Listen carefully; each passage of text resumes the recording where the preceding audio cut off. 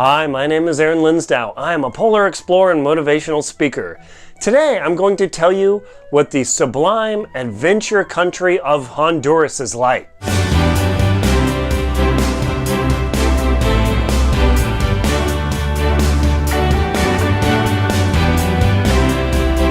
A few years ago, I had the opportunity to enjoy and experience in the sublime adventure country of Honduras. I went there at the same time that I visited Guatemala. I've got a video a couple of videos back, or is it this way? I can't remember. If you scroll through my video history, click on my name, go to my video list, not the home list, you go through the videos and you'll find Guatemala. And on the same trip, I went to Honduras. What is this country like? Now, Honduras has actually been in the news recently because of the migrant caravan of the people who have left Honduras and Guatemala, went through Mexico, or who are trying to get into the US. So it's actually pretty timely right now. And this isn't the first time this has happened, by the way, folks. My dad's got videos talking about what the migrant caravans are doing in Tijuana and along the border, trying to get over into the US and trying to claim asylum. So there's like a whole thing there. But for the people who haven't left Honduras, what is that place like? So several years ago, I took a trip down there, and from Antigua, which is kind of the main tourist capital outside of Guatemala City, you can actually catch a bus which connects to a tour van which can get you into the city, or more like a town, of Copan. And Copan, hopefully I'm pronouncing that right, yeah. But Copan allows you access, or it affords you access to the place called Copan Ruins. Now, in Spanish, I think it's pronounced Copan Ruines. I'll write the title below, I'll put a link to it, you can go check it out. I know my Spanish is embarrassing. For the number of times I've been to Central America and South America and Mexico, you would think I would have my Spanish down better, but I don't. So you're gonna have to deal with that. So let's get past that. Honduras is actually a really fascinating place. It's very, in my mind, similar to Guatemala in that it's very Central American.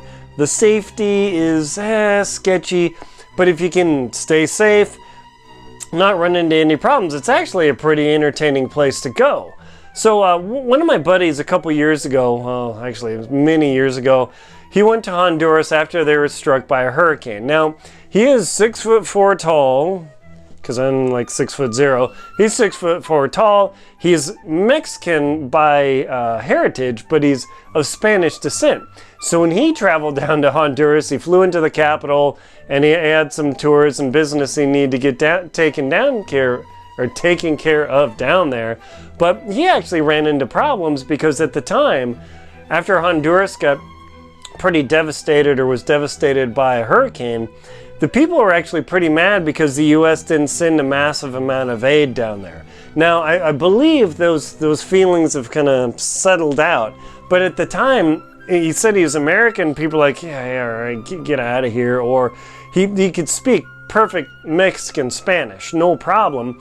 But because the CIA operates down there for back in the was in the late 70s through the 80s with the Ford and Carter and Reagan with the Iran-Contra scandal, people, apparently the CIA operates down there. Hopefully they don't log in and assassinate me, because that would suck. But that sort of thing apparently still goes on down in Honduras and Guatemala. I don't know why. I mean, the communists are in China, Vietnam, North Korea, and Cuba, and I don't think they're total relevant players. I don't know what's going on in Central America right now other than really bad gang problems. There's always corruption down in Honduras and Guatemala. It's sadly just a fact of their life.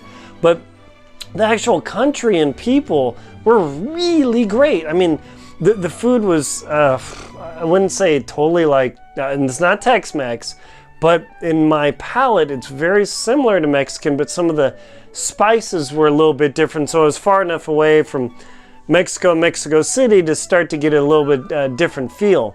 They also, just like Guatemala, serve a lot of cotija cheese. It's a white cheese, it's pretty spongy, and it's really strong. So when you go there, definitely make sure they don't like mix in this cheese into your food. Unless you know what that cheese is and you really like it, it's gonna like blow your socks off. Now, I love the cheese. When I was in Guatemala and Honduras, man, I was power chowing that, but after, I think it was like 10 days, I don't know, 10 days, 2 weeks, whatever the trip was, I was like maxed out. That stuff is just like eye-poppingly powerful. So the food there is really, really good. Chicken, I didn't do the pork. I really try and not do pork in developing countries simply because it's dangerous. Just like in India or China. I love pork down in Mexico, and usually there's no problem, but you do have the risk of trichinosis. Even if the pork is totally cooked, like char-broiled, you do take a risk of having that. And at the time, I didn't even think about that. But I'm writing a book, Adventure Expedition 1, with Dr. Terry Williams, and he put a whole section on there. Be really careful with the food thing, because you get trichinosis. It's these little parasitic worms in pigs because they eat trash, they get in their meat, they get in you when you eat it, and it gets in your muscles, and then it's like permanent. So there is that risk. Also, basic robbery, same thing with Guatemala. It definitely has the potential for danger. You do not want to walk around with your gold chain and your Dive Master Rolex or your Daytona Rolex or Breitling or whatever. You don't want to walk around with your big diamond ring like, oh, I'm from Jackson Hole, I've got my 5-carat ring, because that says rob me, and you don't want to do that. Even if you're with a guide, things happen. You just don't want to have it happen. I went on my own. I tend to travel just that way, not because maybe I am stupid, who knows, but I just don't like tour guide things because it's all contained. I get to see the basics, but to me it's kind of boring because I don't have the opportunity to just randomly meet people because you're always on a schedule. So for my style, traveling through Honduras was really fun because I got to go down to the Copan ruins and check it out. I didn't have a macaw sit on my shoulder, but they were on the fence. A lot of times apparently they hop on people's heads and you take pictures. Of course they might poop on you, but whatever. A little bit of bird poop. So when you go down there, you're immediately in the jungle from the border of Guatemala all the way down, and I think from the capital of Honduras all the way up to like Copan ruins. It's like a jungle country. There's no desert that I know of. It does have a beach, but it's not near the equator relative to Ecuador and Peru, which are Ecuador is on the equator, and Bolivia, and all that sort of thing.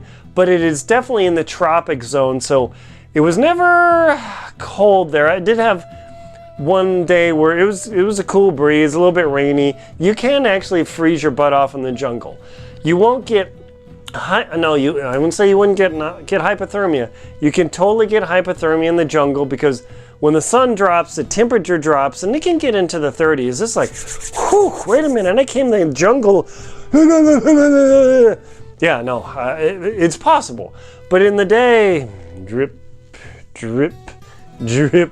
Fortunately, I had an ex officio adventure shirt on.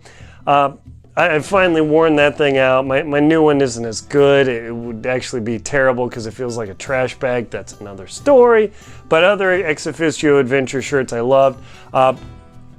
Don't bring nylon synthetic, like standard sheet nylon clothing to Honduras. You're gonna be miserable because that gets hot and steamy and that sticks to you. I had that happen in China too. Man, those dorky zip-off pants, I know some people in travel love them. Can't stand them. Because nothing says, hi, I'm traveling, here's my passport. I probably have a wallet full of money, then zip-off pants. Just don't do them, people. Bad fashion attracts attention. Just regular slacks. Don't travel in jeans. Although there are tons of Hondurans in jeans. I don't blend in Honduras, kind of maybe, not really. To them I look Italian or Italian. I'm not Italian, but I look like that. So You'll definitely have some challenges with the language. There will be enough people to speak English that you can get by, but if you can really learn a couple phrases in Spanish, that really helps. Where's the bathroom? Can I have some tacos? Maybe a cerveza if you're into that sort of thing. But just be prepared to travel around. Be mindful of your surroundings. I watched one lady, she was sitting in a tuk-tuk and near the border at this stop, and she's blonde, and these guys started circling her like sharks, and they kept getting closer and closer till I walked up. Hey, how's it going? And then the sharks circled away and dissipated. So just be mindful if you're there traveling by yourself. Not that women need to be defended, but they have a different sort of perspective and culture down there. So if you're female or with female companions, do be mindful. It's not that Honduras are raping maniacs. Nope. They're just kind of interested, and you never know what might happen. So was my experience really good in Honduras? Absolutely. I loved it. The food was great. Definitely walking down the streets at night. You want to stay in the main tourist zones. You get off too far the beaten path. It's like, hey, would you really walk down a dark and potentially scary alley in Detroit, New York, Chicago, or LA? No. And you definitely don't want to do that in Honduras. But if you want a wild adventure, have some macaws sitting on your head, go check out some ancient Mayan ruins. Honduras is definitely a place. If you go to Guatemala, take the day or two trip to go there and come back. Totally worth it. Driving there, getting back, make sure the people who are taking you there and coming back have the right hotel. Almost got stuck in Honduras and missed my flight out of Guatemala City back to the US. But that's another story. Have things clear. So clear you can't get lost, because things do happen. My name is Aaron Linsdau. I'm a polar explorer and motivational speaker. Please like and comment on the video, subscribe to the channel. Please support this channel with Patreon, Venmo, and PayPal. Links below. Check out my other links to my speaking website. I am a motivational speaker, and I can inspire your organization, your group. And I also talk about safety and risk. So if you're in a safety type company, oil, gas drilling, mining, anything like that, I have just a speech for you. Thank you for watching.